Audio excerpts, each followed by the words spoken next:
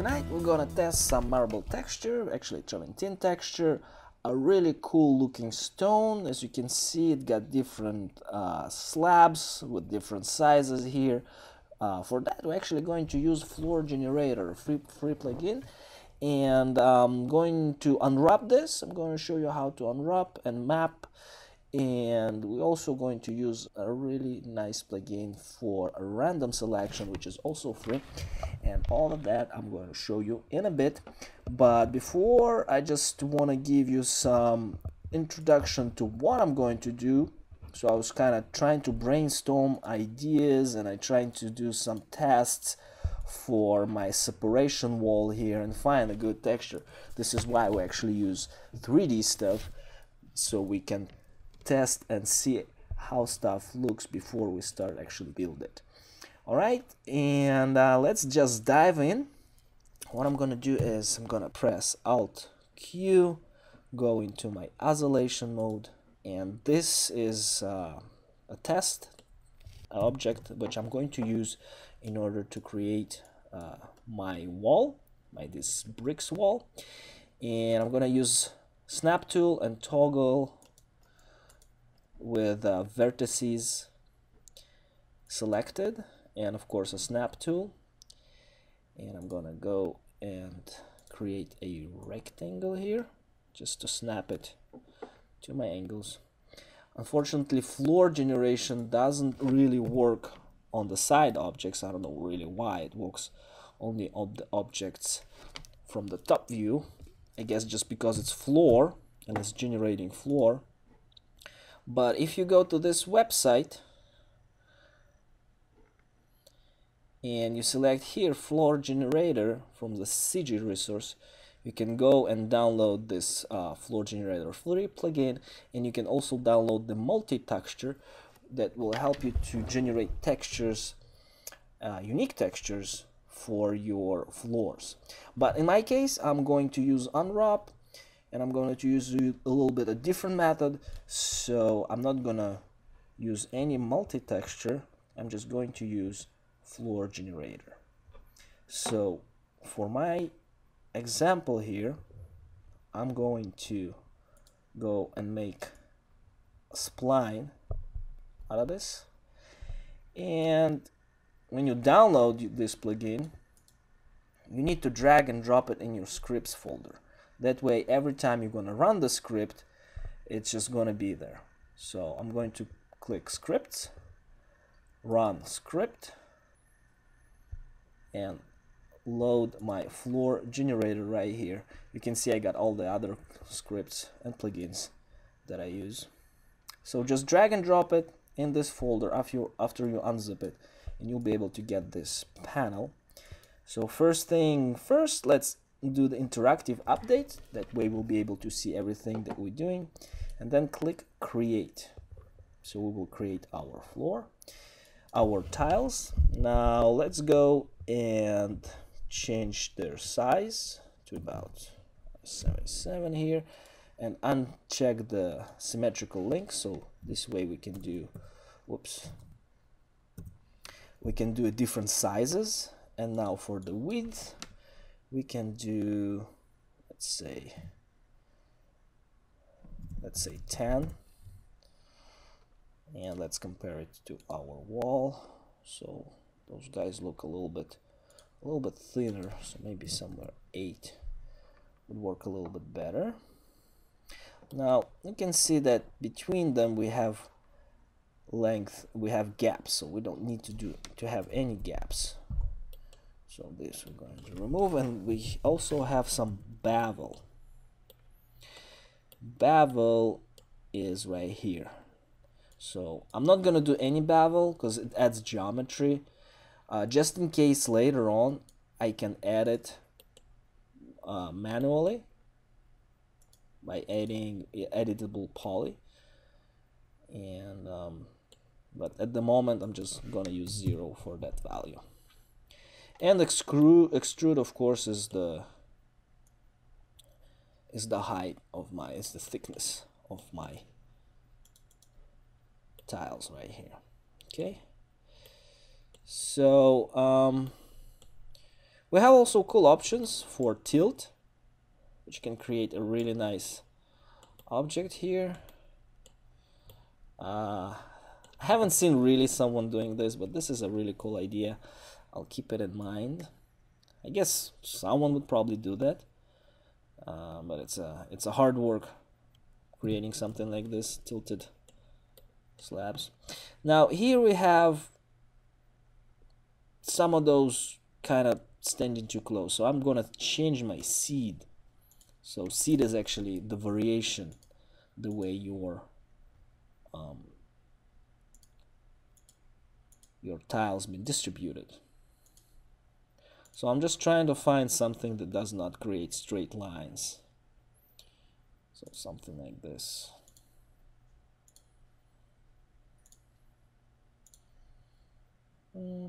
I guess this is all right. Now, as long as for this guy here, we need to make sure it goes all the way to the top. So we start from the bottom and we go all the way to the top. So none of the tiles been cut in half or 3/4 or something like this. You can check out other parameters, the scale, the variation of scale, the direction of scale, the row offset, but I'm not gonna use none of those for this example. Okay, so we got our wall. Now what we need to do is to create a map and apply it. Now let's go and create a map. I just found cool texture on CD Textures, I think. This one. I think it's travertine, something that is kind of simulating the VN cut. Something like this. As you can see, this is more for the bathroom, more for interiors. The exterior stone doesn't have as much reflection. I mean, we can see it on the lights. It's not really reflecting as much. Well, if it would, we would probably see some grasses here reflecting strongly, but this is more matte than reflective surface. So I'm gonna go for something like this and less for something like that. That's just another example of fine polishing the stone. But in my case, I'm gonna use this guy. Now, this one is kind of similar. I mean, it might get very similar. So we want to get some variation of color. What I'm going to do is I'm going to create a gradient. Right here, from top to bottom. And I'm going to put it on the multiply mode and reduce its opacity. I'm gonna do double click because I want the whites underneath pop out a little bit. So I'm gonna click Alt and split those, and I'm gonna bring a little bit the underneath tone of color. And I'm gonna duplicate this map, and I'm trying to play with those guys here just to see how this works. So those guys got a little darker, those right here a little lighter. And another trick I picked up from actually from Evermotion tutorials, I think I saw it somewhere, is doing kind of coloring in stripes, those segments here, and giving it a little different color. Again, I want to bring the whites back, so maybe not as dark as this, but somewhere about 14. Control D to deselect, and I'm gonna drag and drop this and duplicate and put this about 6, and drag and drop this one more time. Maybe 6 a little too little, so maybe 10 and 5. Oh, this is the top one, so let's do 20, the middle one 15, and the lower one 10. Right? Now we're gonna flat this image, save it, save as, so JPEG slab, let's save it, slab 1 gradient 1. So I'll overwrite the gradient 1. Okay, now let's go to 3ds Max, click on this quick tool for creating texture, call it marble or other stone, and let's locate this. As you can see here, I downloaded a lot of textures and tried them out. It's just testing. It's good to test things to see how the stuff works. So this is the texture we created, number 1. I'm gonna drag and drop it right here. And just because I'm using real world size parameters, I need to change this. And in order to see what am I doing, I gotta add some UVW mapping.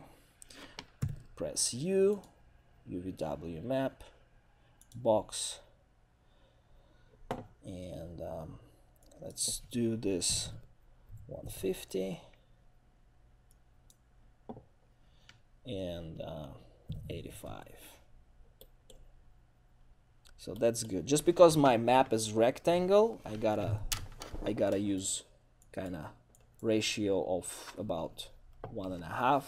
But if you got squares, you're probably gonna do like 100 100 or 200 200, whatever your size, map size is, you need to apply those. All right, so this looks good. Now we gotta go and unwrap it and fix it a little bit. So let's do unwrap. Let's click the, whoops, we get those horizontal lines. So just because it's mesh, it's giving us those lines. Now let's remove the unwrap and do poly, editable poly, and upon this we're gonna add some unwrap, and now we get nice and sharp and slick looking tiles. Click on the polygon, open UV editor. Here we go. Now select all of this stuff and click pack UVs. I think we gotta remove this normalize clusters, and voila, our map is unpacked. Now let's zoom in. Stuff looks pretty good. Some of them not so much. As you can see here, this one been cut in half. So we can actually, you know, fix it manually. This is why the unwrap function exists. So just click on the one that you want to fix, go to those move tool and just move it till you get it to the position you want.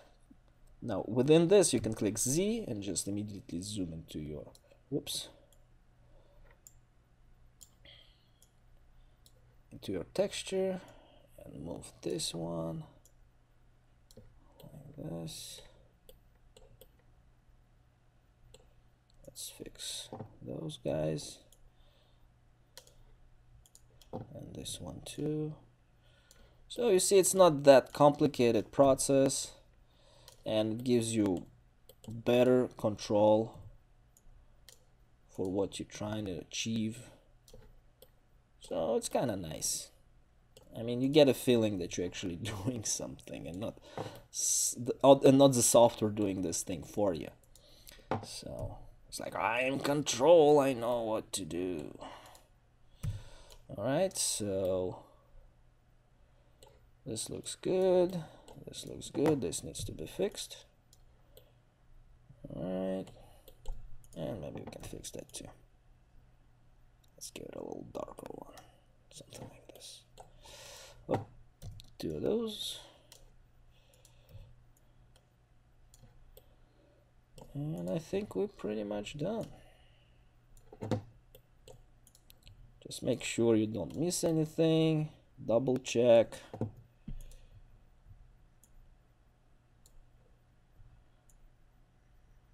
Double check your stuff. And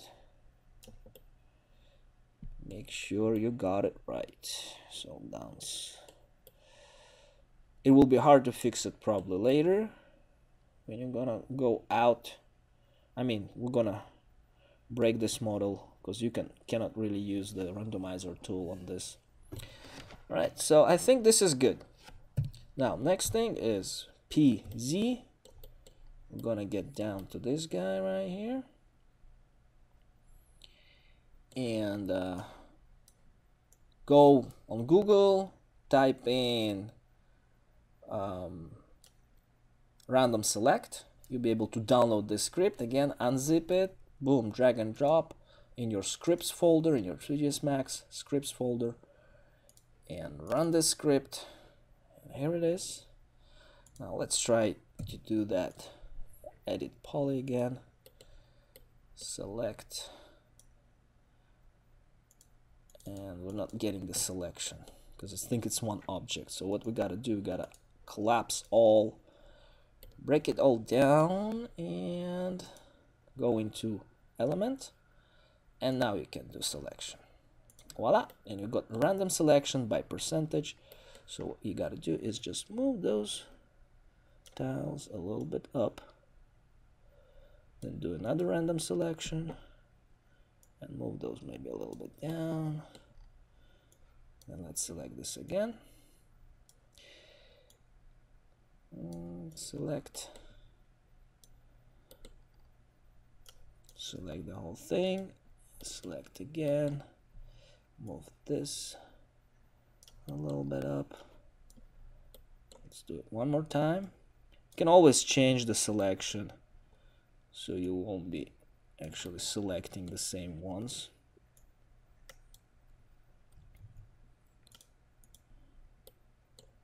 Over and over again. Actually, some of them can go lower. You can like pull some stuff below. And as you see here, if I go manually and try to fix those, some of them needs to be fixed manually, but most of them, you know, it's easy peasy job. So you don't really need to mess with this too much. But I think I got it. All right. Pretty good. Pretty good. Okay. So this stuff's done. Now it's time to select it, rotate it. Oops. Make sure you do the snap tool. Now, this is a cool thing. I'm clicking right click on my mouse. So if I do the selection and I'm rotating it and I'm not like doing something wrong, boom, and back. Some pro trick right there. Not many pros know it. I know it. Saves you Control Z, some energy on typing. So very easy. You just don't leave the selection. Within your selection, if you see something goes wrong, boom, right click, you go back. P, Z, P for perspective, Z for zoom, and I'm using Alt and the middle click just to rotate this thing around.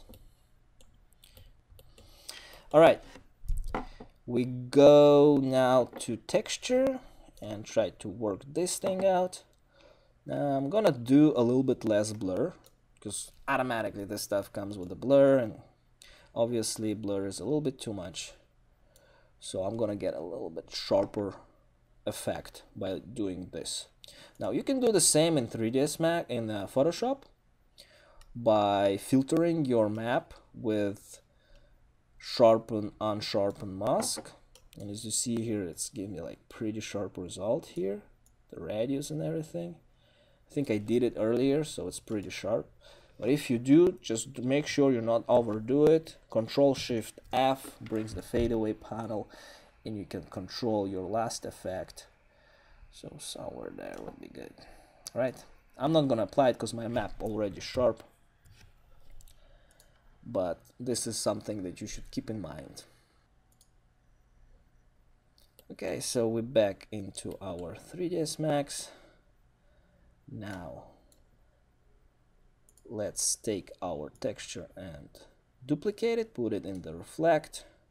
I'll use copy because later on I'm going to go in and add some fall off. Right here, fall off map.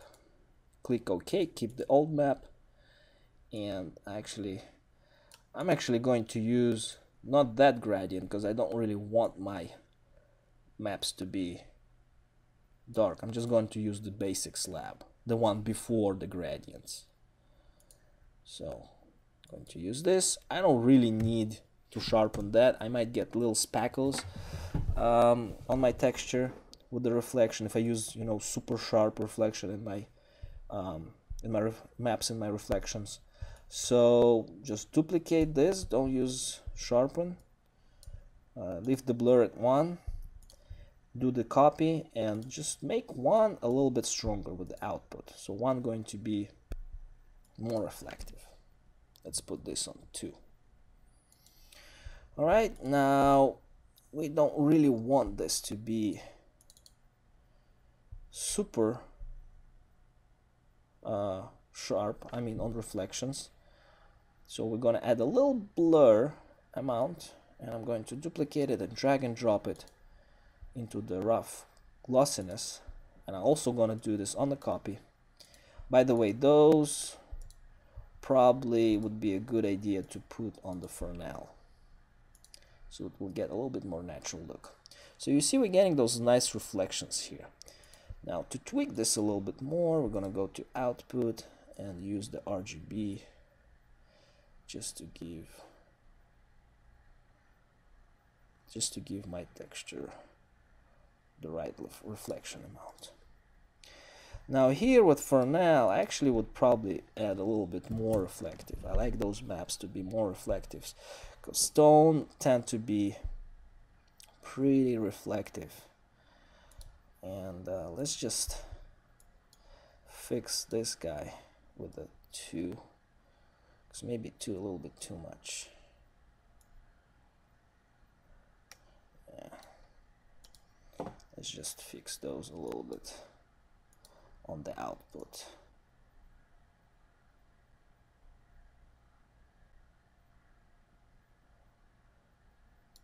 So we're getting those nice, you know, the blacks getting less reflective, the lights getting more reflective. And if you do want to just, you know, decrease the amount of those guys, you just go, I don't know, 50 or 80. Or this guy also 80, slightly less. Okay, but the reflection amount had actually been controlled with the Fernal IOR, index of reflection. Okay, so this looks good, and now it's a good time to go and test it out how this stuff looks within my scene. So I'm going to go out the isolation, see front, camera, and click on my crop.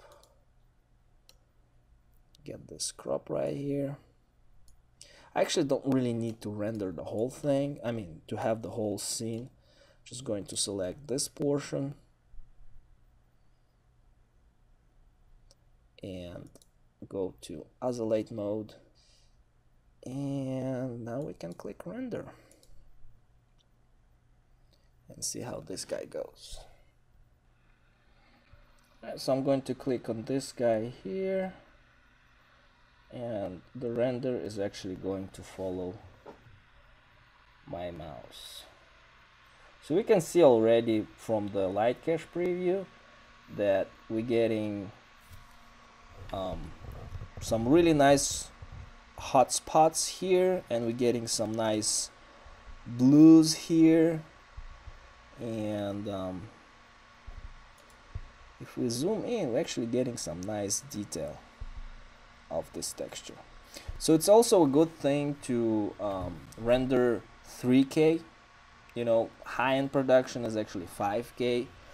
But just to test the textures and see the proper alignment and see if they, you know, sharp enough, the crispness of the textures, and, you know, all the appearance and all the small detail if it's there, I think 3K is good enough to do your tests.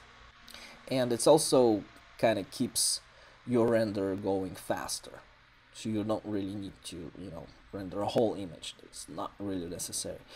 Work with either regions, crops, whatever you feel comfortable more working with, but just get, you know, small regions out to approve them. You know, you don't have to approve them with client, you just have to approve them, you know, within yourself or your team that you're working with. You know, someone might spot it out and say, ah, this stuff looks good, this stuff looks bad, and, you know, talk about it, blah blah blah. But just, you know, get the idea of how stuff looks with the small portions. Will save you a lot of time. Okay, so now we can see the texture is working fine, but we need to have some detail between those tiles, some separation detail. We have some detail here and here between the light and dark, but we don't have enough definition. So let's go and try to get some definition in there. And let me open my texture. What we're gonna do is we're going to add a blend material, and we're gonna blend two textures together, and one actually going to use VRay dirt in order to get the nice detail around it. So scroll down right here and find VRay blend material. Keep the old texture. I can see the detail here, you know, the waves. That's nice. That's nice. This is what I was looking for. Like if we compare this to the wall, here it's a little bit, it's more than that. We have really nice lines. I think it's more like marble, but it's good for our purpose. Now here we're going to actually load. Let's do like this. Click on that, call it dirt, and then you can drag and drop it right here. Let's make it instance. So in this dirt, I actually gonna go and check.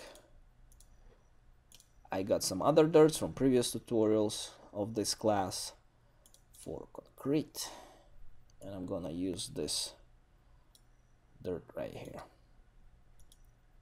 It's also got the same kind of aspect ratio, maybe not the 150/80, maybe more like 140/100. Oops. And that's the aspect ratio for this one. Now you see the texture got darker and everything, so we don't really need to have this dark stuff. We just need to have it on the sides. So for this matter, I'm actually going to use VRay dirt, and find this in your VRay materials, VRay dirt selection here. Put something really small, like I'm working with centimeters, so 0.7 for me will work fine. And swap those, just swap them. Okay, and now actually we're gonna get this really nice fine defined line on the sides, on the corners here with the connection points. Okay, and it's gonna be a little dirty, so you can also use in the unincluded on the radius here some other map just to get the random. But before we do that, let's check it out. We might not even need to use that. So let's hit another render, see how this guy goes. Alright, so the render got a little heavier, but now we can start seeing those nice defined lines between the tiles here, which gives me that detail that I was looking for. We can see that line here, you can see that line on top, you can see that line here. Alright, so here it is, some bro science, some pro stuff. And make sure you guys work with references, because this is your roadmap. It shows you, you know, what you gotta do, how you gotta do it, what you guys need to achieve. Now those here, they got gaps, so this is kind of gives a little bit more variation, but I don't really like this. I don't know why. Maybe just because it looks a little cheap. Something like IKEA would do. But this is kind of cool. I like this a lot. I'm not sure I'm gonna use it. That's the whole point, you know. I was like, okay, this looks good for the entrance, for the separation wall. I'm not sure, because this element, those elements, you kind of stick them to the wall. I actually wanted to have like big pieces, so I might just end up doing something like this shower here, you know, having big nice plates.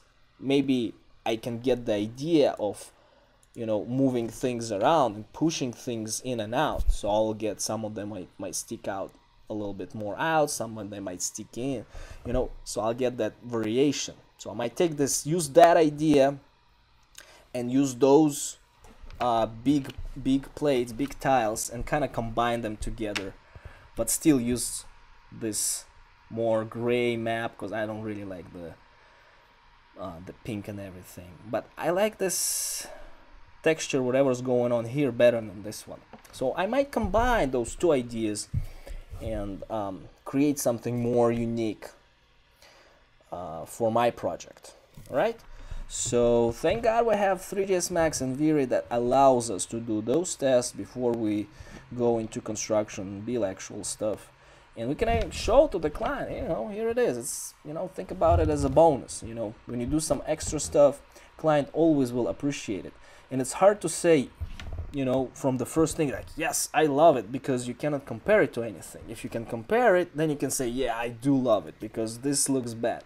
But if you create something that looks good and without comparison, it's hard to tell if it's good or not. So always have, you know, like 2-3 versions to show, just to give that aspect of, all right, this is the right thing, this is what I want to go for. So yeah, you can see that my texture is coming really well along. I'm gonna let this render run through so you guys be able to see what's the actual final result of that. But the definition is there. It was a little flat earlier on those angles, but now it's there, and I pretty like it. And I like the lines. I like the vein cut texture. I like those things a lot. Alright, so the render is done, and pretty good result, you know. I mean, I'm getting the nice shape and everything, and the slopes look pretty cool, and my stucco texture also looks kind of cool. I showed you in the previous tutorials. Now the next thing is I'm going to use some scripts to do the random selection for my vegetation and get some variation of color there. I'm also going to add probably another test for the same texture on this side. I'm going to use the same method of creating and just, you know, covering this open piece of stucco so that my wall will go all the way around. Alright? So I hope you like it, keep following, see the next tutorials, and I'll see you in the next video.